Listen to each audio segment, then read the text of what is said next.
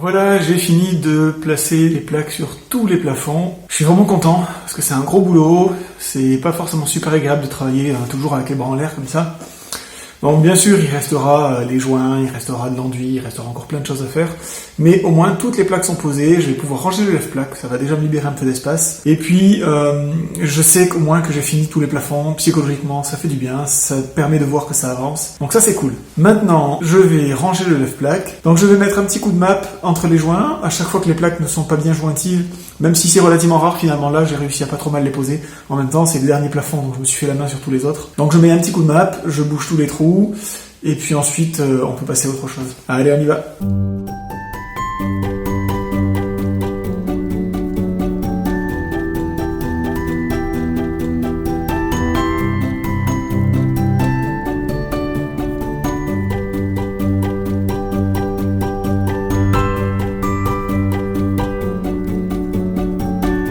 Alors, derrière moi, les deux chambres. Ici, il y en aura une, ici l'autre, et la cloison qui viendra comme ça. D'accord? Donc là, j'ai fait déjà la contre-cloison, je te montre, hop. Voilà, il reste juste le petit bout là-bas, mais j'attends que le chauffagiste soit passé parce qu'on doit changer les radiateurs. Donc s'il a besoin de souder, c'est mieux s'il n'y a pas le BA13. Et ici, deuxième pièce, donc deuxième chambre. Je vais faire la même chose, enfin pas tout à fait. J'ai un souci, c'est que là, à cet endroit-là, j'ai un tout petit espace entre le mur et le caisson du volet. Ce qui fait qu'un rail de 48, ça passe pas. Ça m'embête un petit peu. Donc il va manquer 15 mm. Donc j'ai choisi une solution Optima. Donc je vais mettre des lisses tout le tour, hein, en haut, en bas, sur les murs. Et je vais passer sur une solution avec des fourrures et des appuis intermédiaires. Je vais essayer de gagner un maximum de place. Ça va se jouer à 5-6 mm près. Donc c'est vraiment super juste. Normalement, je devrais avoir entre le mur et l'extérieur de ma fourrure 35 mm. Si jamais j'ai 5 mm de plus, ça passe pas. Donc il faudra que je trouve une autre solution. Je vais implanter mes lisses. Ensuite, je vais tracer tous les 60 un repère. Je vais pouvoir désigner l'emplacement de mes appuis Optima. Donc les appuis ne seront pas sur des fourrures comme ça se fait habituellement, mais ça sera directement sur le mur. Les appuis Optima sont prévus pour être fixés soit sur des fourrures, soit directement sur le mur. L'avantage de le mettre sur le mur dans ce cas précis, c'est que ça va me permettre de gagner 10 mm et 1 cm, ça compte. Donc je vais gratter le plâtre. Et ensuite, je vais mettre mes appuis Optima. L'inconvénient de ce type d'implantation, c'est que ça va être plus long, ça va nécessiter de faire plus de trous. Quand on met juste la fourrure, en fait, on fait 2-3 trous, on cheville ça au mur, et ensuite on vient clipser les Optima. C'est beaucoup plus simple. Là, il va falloir que je fasse 2 trous par appui. Donc, comme en plus je mets un appui à 1m20, 1m20, 1m25, et un appui encore entre le premier et le plafond pour augmenter la rigidité, ça fait beaucoup de trous, donc ça m'embête un petit peu. Mais bon, j'ai pas le choix, donc je vais faire comme ça. Allez, c'est parti! Donc on va mettre une lisse ici. Le problème c'est que j'ai pas trop envie de percer le PVC. Donc je vais la coller. Je vais la coller avec du Sikaflex. Quand ça sera sec, ça sera ultra solide, hein, surtout qu'il n'y a pas une grande distance. Donc finalement, bon voilà, j'aime pas trop poser ça sur le PVC, mais de toute façon, si un jour on change la menuiserie, il faudra juste découper un peu le BA13 et puis refaire. C'est juste du placo, c'est pas le bout du monde. Voilà, donc là je vais nettoyer à l'acétone et ensuite je colle.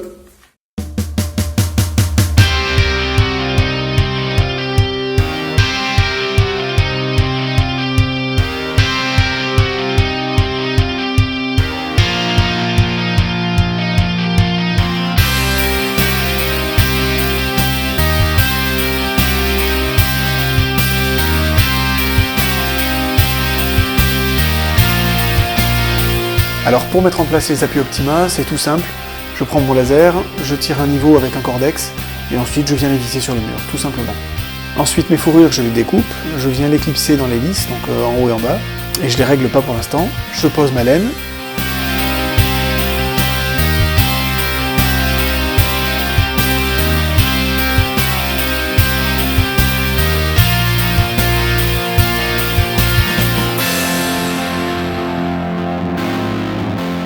Et maintenant, je peux les régler. Alors pour régler ça, c'est tout simple.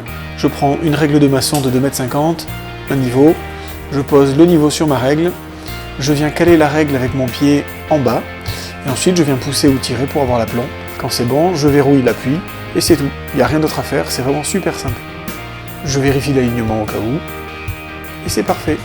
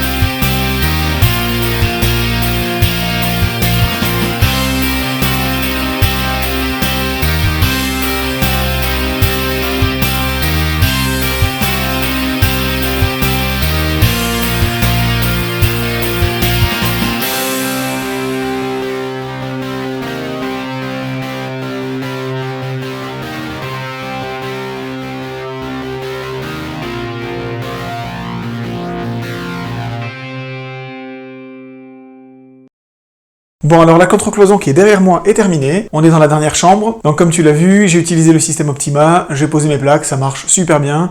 Moi je mets 2 appuis, j'en mets un à peu près 1m20, 1m30 et un entre ce premier appui et le plafond. C'est pas obligatoire, ce qui est préconisé c'est d'en mettre un, mais moi je trouve que c'est un peu léger. En mettant 2 c'est super rigide, donc je préfère, voilà. Donc regarde ce que ça donne, hop. Il restera encore la cloison qui va venir ici, dans laquelle on passera une bonne partie de l'électricité.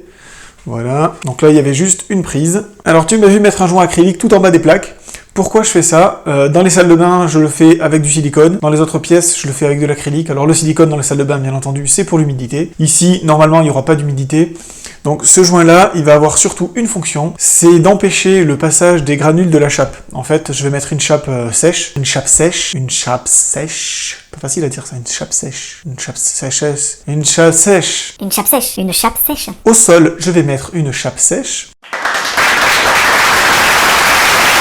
En fermacelle, donc il va y avoir des granules d'égalisation, plus 10 mm de laine de roche et 20 mm de fermacelle. Donc c'est des plaques 20 plus 10 fermacelle qui sont déjà toutes prêtes. Je prends ça pour améliorer l'isolation. Le souci avec ce type de granules, c'est que ça s'infiltre un petit peu partout. S'il y a 4 ou 5 mm en dessous de mes plaques, les granules vont passer dessous, ça va affaisser la chape, et du coup c'est pas bon. Pour éviter ce phénomène, il y a 2 possibilités, soit d'utiliser un film anti-fluage qui est vendu par Fermacell. Moi je pense que je vais pas en utiliser, je mettrai juste un polyène.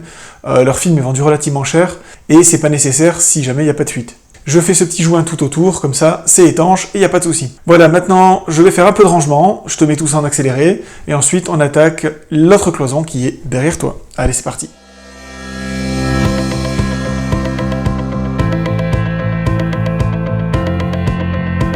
Stop. Bouge plus.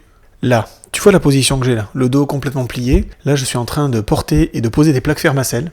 Alors ça fait entre 20 et 25 kg, c'est pas super lourd. Seulement cette position-là, elle est pas bonne du tout. Tu vois, ça fait plus de 20 ans que j'ai des problèmes de dos. Des lumbagos, j'en ai eu plein. Et là, je suis en train de me faire le lumbago de ma vie. Suite à ce que tu es en train de voir là, j'ai été alité pendant 3 semaines. 3 semaines pour un lumbago, c'est énorme. C'est vraiment colossal. Ces images ont été tournées au mois de juin et ça m'a ruiné mes vacances. Après ça, j'ai pas pu bouger pendant 3 semaines. 3 semaines, c'est vraiment super long. Ensuite, j'ai eu des douleurs pendant 1 mois et demi à peu près, ce qui fait que je n'ai pas pu faire de travaux pendant 2 mois. Mon chantier a pris 2 mois de retard, juste à cause de cette petite séquence. Pourtant, ça fait une vingtaine d'années que j'ai des problèmes de dos, que je fais attention. Les bons gestes, je les connais, sincèrement, je connais les bons gestes, je sais comment il faut faire, et en fait, il faut pas faire ça. Il faut garder le dos bien droit, il faut faire travailler les jambes, il faut vraiment garder le buste droit, c'est super important. Mais bon, dans la précipitation, on n'y pense pas toujours. Donc voilà, les images qui vont suivre ont été tournées beaucoup plus tard.